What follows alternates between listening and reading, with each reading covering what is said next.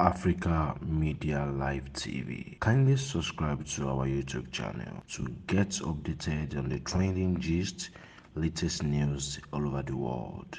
Like our page, subscribe, and share with friends. Thank you.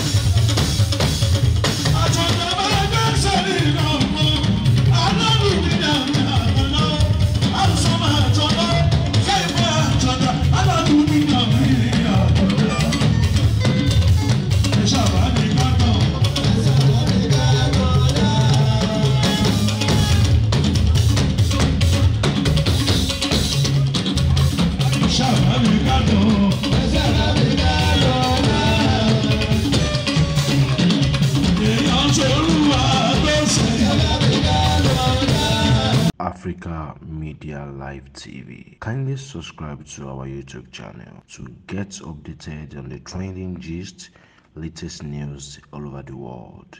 Like our page, subscribe, and share with friends.